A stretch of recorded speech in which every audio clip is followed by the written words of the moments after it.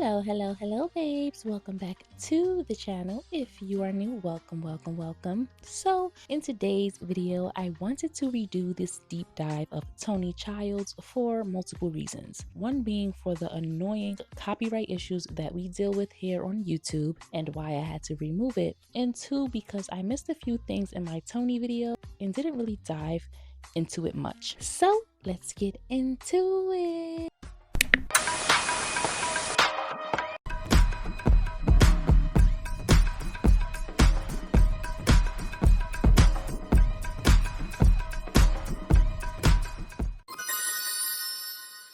Toni Childs was beautiful, well-dressed, and knew exactly what she wanted when it came to dating. But beneath the surface, she was deeply insecure, treated her friends poorly, and was an entitled brat who genuinely believed the world owed her something. From the very first moment we meet Toni, we see just how terrible of a friend she can be. Most notably when she goes on a date with Joan's ex simply because he had money. He says it looks sexy on me. Charles? Who's Charles? Charles with the stock options. Does Charles have a last name? I don't know. He has a Porsche. Well, it's a well-known fact that men who drive a Porsche have a small... It's not. Joan used to date him. Charles? Toe-sucking Charles? So he sucks toes. Oh, no. You cannot date Jones Charles. He's not Joan's Charles. We're all God's children. She didn't care about hurting her friend or bringing around the man who broke Joan's heart. Yet, if the roles were reversed, Toni would have raised hell and would probably have put hands on Joan. This moment right here made it painfully clear that Toni had no issue crossing the people she claimed to love as long as she benefited from it. She consistently disregarded the feelings of her best friend, the same friend who always had her back. Because Toni was self-serving, she wasn't reliable, and when she did show up for someone, it was rarely out of the kindness of her heart. And I'm not saying that Toni was a horrible friend, because she did have moments where she poured encouragement into the people around her and genuinely lifted Joan up. Like when Joan thought she was pregnant. She could be a good friend when she wanted to be, and that's the problem.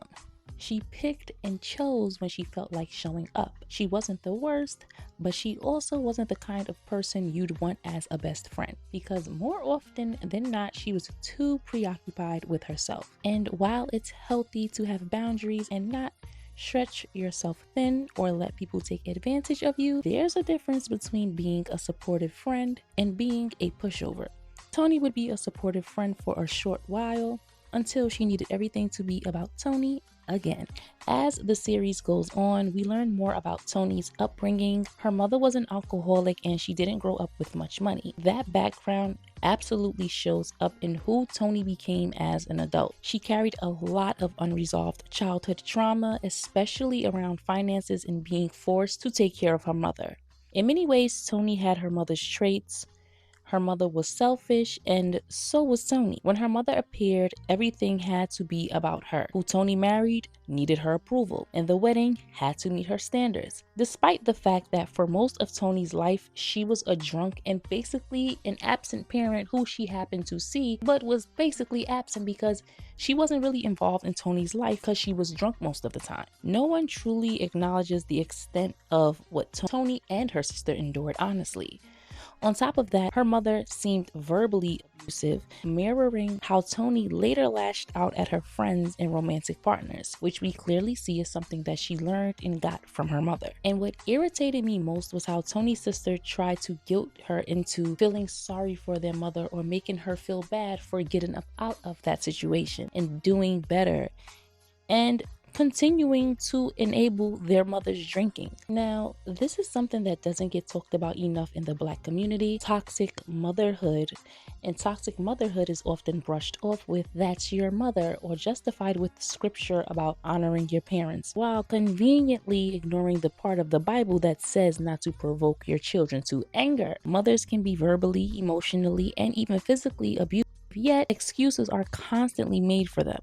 They're praised for doing the bare minimum, feeding and clothing their children who didn't ask to be here, while their harmful behavior is excused. They're treated with a level of veneration they often don't deserve, while making their children feel guilty for quote-unquote ruining their lives. Then, when those children become successful despite their upbringing, the same parents who want to take credit ignoring the fact that those children had to fight through pain and trauma to get there. Even though Toni was a narcissist, or at the very least had strong narcissistic traits much like her mother, she still became who she was despite Veretta, not because of her. Now, let's get back to Toni. At the end of the day, Toni's life revolved around Toni. She didn't care how she hurt people or whose feelings she trampled. Toni's life revolved around Toni. She didn't care about the feelings of others and how she would hurt them. All that mattered to her is that she got what she wanted out of people, no matter how she had to cross or snake them. Anyone who ever got close to Toni always seemed to walk away with some kind of trauma.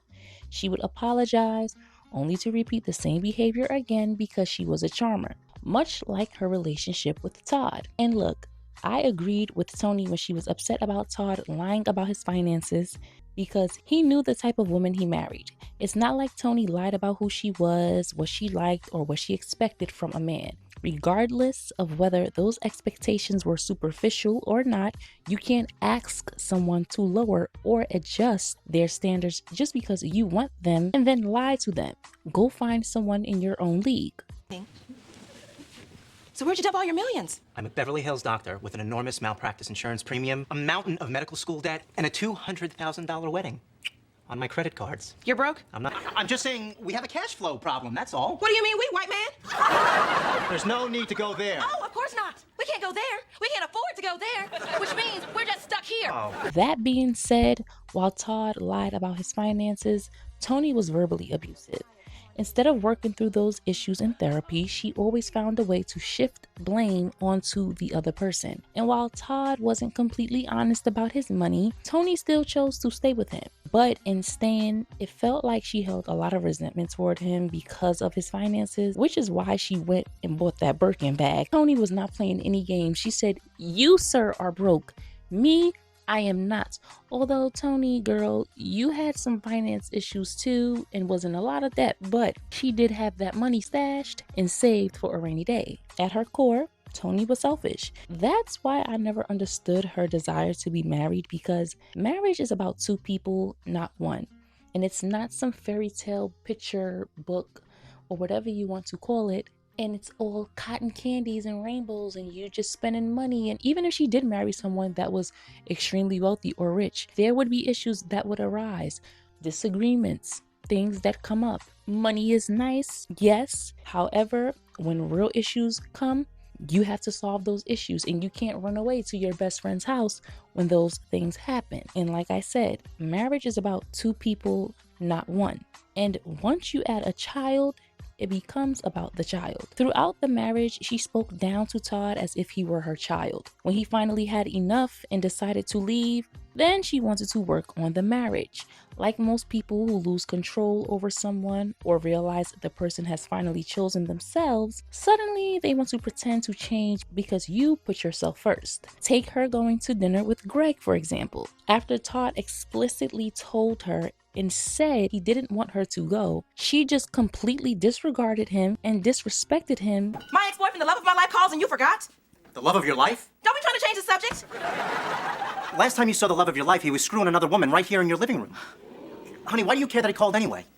And yes, Todd was definitely wrong for hiding the fact that Greg reached out to Toni. However, why Toni wanted to meet with Greg after what he did to her was beyond me. And no, I don't agree with the whole controlling people and giving people ultimatums. However, it was disrespectful for Toni to want to meet up with her ex. I don't know in what world that would be okay, and why people have this thing with, I need closure, and to show the person that you're doing better now. If you no longer care about them, why do you care what they think? And just to prove a point to Greg that she was happily married, when if that were true, there would be nothing to prove, and you would have nothing to prove to this man Greg if you were over him. If Todd had done the same thing, Toni would have flipped out because she had an I can but you can't attitude, much like her friendship with Joan. Toni was consistently selfish. She took advantage of Joan, mistreated her, and abused. Now, y'all know I spoke about this before, but once you put your hands on your friend, it's up and it's stuck. And she got the right one when she put her hands on Joan. But once you put your hands on your friend and speak to them like dirt, Not only do you need to be snapped back into reality, but the friendship needs to end right then and there. What Toni did to Joan was absolutely abuse, and it was disgusting. When Joan finally started putting herself first, Toni couldn't handle it. Oh, no, no, no, no, no. How dare you, Joan? What is this, honey? She made everything about herself, even though Joan didn't owe her a damn thing, not one thing. And y'all know how I feel about Joan when it came to her friends crossing boundaries and using her in my Joan video. But again, Toni lashed out, became verbally abusive, acted as though she made Joan, rolled her eyes at her at her event, and showed clear jealousy because Joan was getting attention and Toni was no longer the only it girl and the only popular girl. I also think she resented the fact that Joan was child-free and didn't carry the same burdens she did. She expected Joan to play second parent to her child because her marriage didn't work out, largely due to her own actions. When she could no longer use Joan, her true colors came out. Toni didn't want friends. She wanted yes men, enablers, and people she could use at the drop of a dime. Boundaries angered her, and she didn't like not having control over people or being held accountable for doing whatever she wanted without consequences. Toni, did you or did you not promise me a contribution from Dominique Cohen? Well, if you don't know, how am I supposed to remember? Toni, I told you my ass was on the line. Okay. When is this little auction thing anyway? Tomorrow. Ooh, and Dominique Cohen is closed. I was just there. You want to go with Plan B? You were my plan B. So it's my fault you have no contingency? That's not like you, Joan. I'm very surprised and dare I say disappointed? And listen, like I said before, Toni was a charmer and they happen to be the worst because they use their charms to get what they want and discard people the moment they get what they want, and the person is left questioning if what they had with them was genuine. She was funny, beautiful, and had it going on. And she had standards when it came to dating. And I think a lot of women can learn from her in that regard. Don't bend on what you want or deserve. You're the one who has to live your life.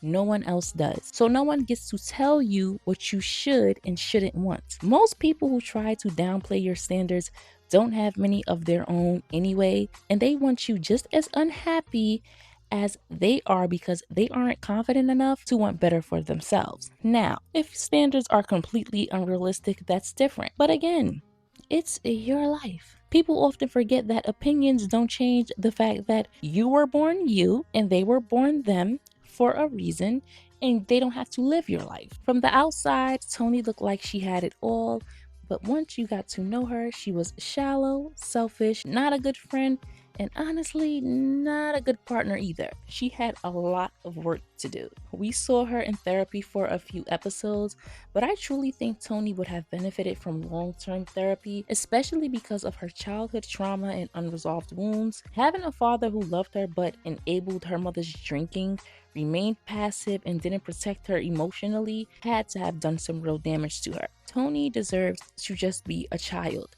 not someone forced to manage a drunk mother who made everything about herself and placed the responsibility of care onto everyone around her, like Toni's sister. One thing I do want to touch on though is how the show felt the need to humble a Black woman who had the audacity to want more for herself. And anytime the women on the show like Joan and Toni started excelling, they just felt the need to, no, we can't have this.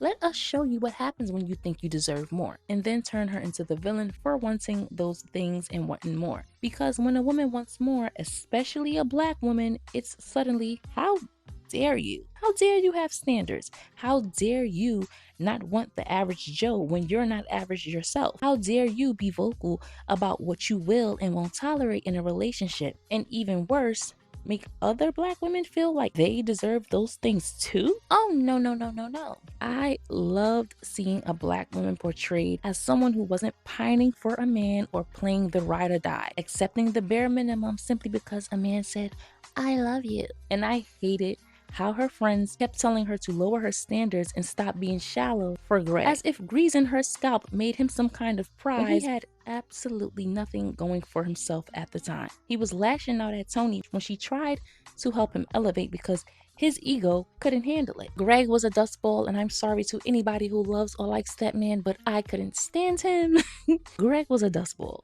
And while he didn't deserve to be cheated on, Toni absolutely deserved someone on her level. And what really irritated me was that tired Tyler Perry style writing. Give the woman someone who matches her, then turn him into the villain while reframing the broke man as the hero. It's always the same message. See, black women, you should stick beside the broke man with dreams because he won't do you wrong. And that's a lie. It's a lie. It's a lie. It was all a lie. Guys, it was all a lie. More often than not, those men are insecure, resentful of women who make more than them, and eventually feel the need to humble her. Date someone on your level or above your level. Do not date someone beneath you because people make you feel guilty, or your friends or people around you make you feel guilty for wanting more because they don't want more for themselves. That's too bad.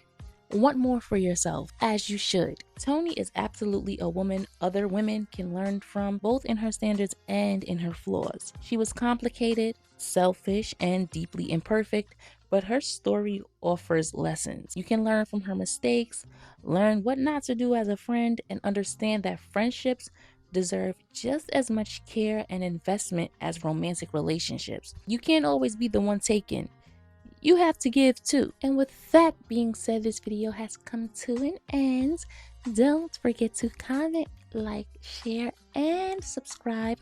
Also, make sure your notification bells are turned on so that you always know when I upload. And I will catch you guys in the next one.